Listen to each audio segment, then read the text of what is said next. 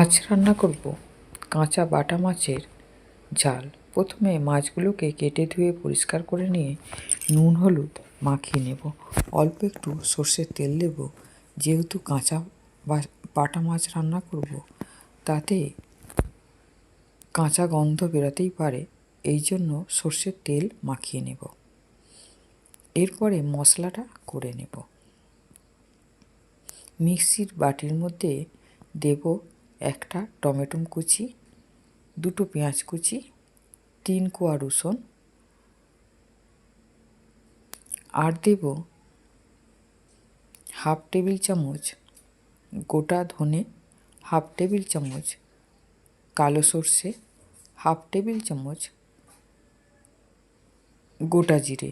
সমস্ত কিছু একসঙ্গে বেটে নেব। এরপরে বেটে নিয়ে ওর সঙ্গে 1 চামচ হলুদ গুঁড়ো আর 1 চামচ লঙ্কা গুঁড়ো মিক্সির বাটির মধ্যে দিয়ে নেব। গ্যাসের উপরে একটা কড়া বসিয়ে তাতে বেশ খানিকটা সর্ষের তেল দিয়ে কালো জিরে কাঁচা লঙ্কার ফোড়ন দিয়ে বেটে রাখা মশলাটা পুরোই দিয়ে দেব। দিয়ে নেড়ে চেড়ে নিয়ে ভালো করে কষিয়ে নেব। আমার রান্না যদি ভালো লাগে আমার চ্যানেলে একটা সাবস্ক্রাইব করে দেবেন, এটাই আমার অনুরোধ। আর কমেন্ট করবেন, লাইক করবেন। কমেন্ট করলে কে কোথা থেকে দেখছেন একটু জানাবেন, তাহলে আমি খুব আনন্দ পাব। এরপরে ঢেকে দিয়েছিলাম। মশলা দেওয়ার পরে খুবই তেল ছিটকাচ্ছিল, তাই ঢেকে দিয়েছিলাম।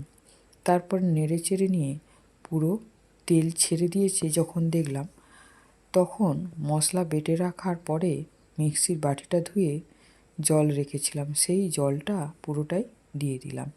আর একটু ধুয়ে জল দিয়ে দেব। দিয়ে এরপরে কাঁচা মাছগুলোকে লবণ হলুদ সর্ষের তেল মাখিয়েছিলাম, মাছগুলোকে এক এক করে ঝালের মধ্যে সাজিয়ে দেব। যেহেতু মাছের ঝাল করছি এই জন্য বেশি জল দেব না।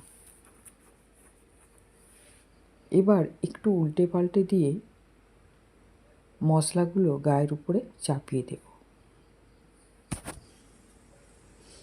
মশলাগুলো মাছের গায়ের উপরে চাপালে ভালো করে মশলাটা টানবে।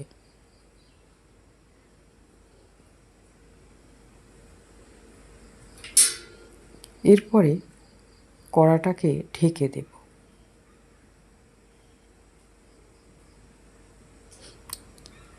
এইভাবে কাঁচা মাছের ঝাল করে খেয়ে দেখবেন, বুঝতেই পারবেন না যে এটা কাঁচা মাছ না মাছ ভেজে করা হয়েছে।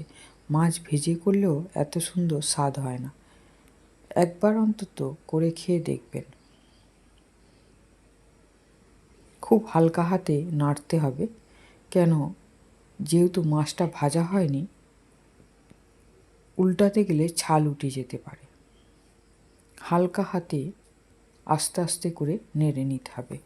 আর ঢেকে ঢেকে মাছটাকে রান্না করতে হবে, তাতে মাছটাও ভালো সিদ্ধ হয়ে যাবে, তরকারির মশলাটাও খুব ভালো মজে যাবে।